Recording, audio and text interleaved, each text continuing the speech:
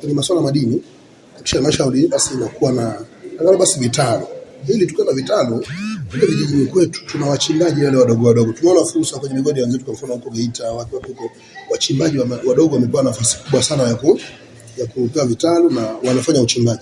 Basi na sisi kama wanarudewa tunatamani hiyo hivyo kwamba tunapata vitalu na mwisho wa siku wachimbaji wetu wadogo waweze kunufaika na hii keki yetu ya taifa. Lakini kama ambao mwandishi umeuliza kuhusiana na kama ya watumishi, ni kweli tuna changamoto kubwa sana kama ya watumishi, na kweli Ludewa imekuwa kama daraja la mtu kupatia ajira, lakini akishapata ajira anahama. Sasa tuombe serikali iangalie hizi wilaya za pembezoni, watafute utaratibu namna ambavyo watumishi wanaweza kuwa isiwe kama daraja, kwa sababu mara nyingi watumishi wanapenda kukaa wilaya za pembezoni.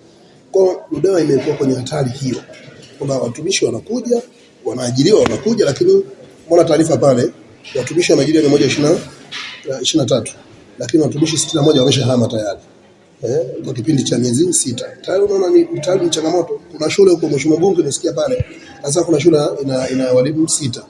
Ni kweli sasa mwisho wa siku kunakuwa na changamoto kubwa sana. Kwa tuombe serikali ione kwamba Ludewa na sisi tunatakiwa kupata watumishi, na basi wakija wasihame kwa kiolela namna hiyo. Kimsingi tunapata changamoto. Kwa ustawi wa nchi ina hatari kubwa sana, kwa sababu kwa mfano shule ina walimu wawili, ina wanafunzi 300. Hiyo shule wanafunzi wanafundishwaje?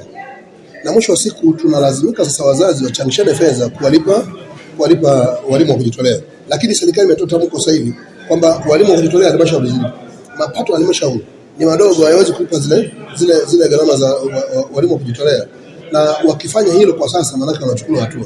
Kwa unaona hapa katikati kuna kitu ambacho tayari kuna changamoto. Kwa Ludewa sisi uchumi wetu wote unaoona, mapato makubwa wetu tunayoona yanatokana na kilimo. Na sasa kama yanatokana na kilimo, maana yake tunategemea mazao haya tupitishe kwenye barabara nzuri, kwenye barabara safi.